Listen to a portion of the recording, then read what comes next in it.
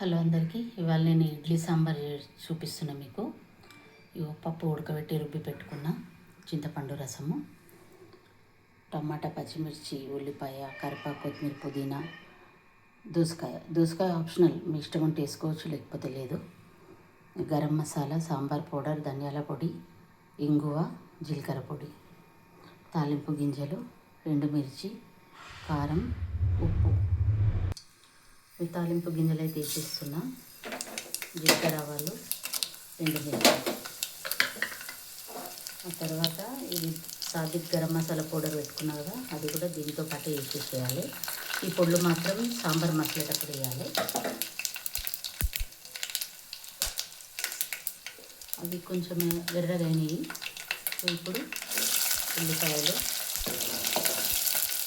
పచ్చిమిర్చి, కరివేపాకు, కొత్తిమీర, పుదీనా, టమాటాలు వేసుకోండి. ఇవన్నీ మంచి దయచేయాలి.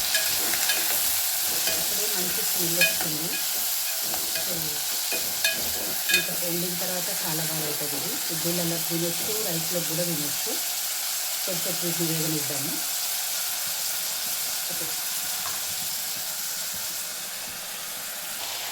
అయిపోయింది.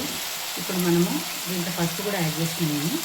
సో అవి మంచి వేగినాయి కాబట్టి చింతపండు రసం వేసేస్తున్నాము. ఇప్పుడు ఈ చింతపండు రసం మరగాలి. మరిగిన తర్వాత ఉడకబెట్టిన పప్పు పోసి ఉప్పు కారం వేసుకుందాం.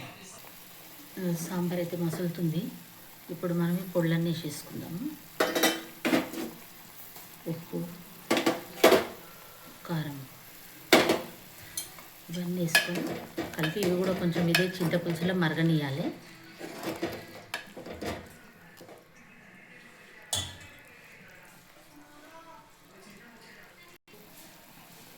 ఇక అన్నీ మంచిగా మసులుతున్నాయి.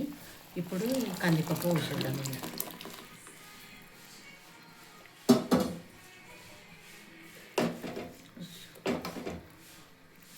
సో సాంబార్ రెడీ అయినట్టే.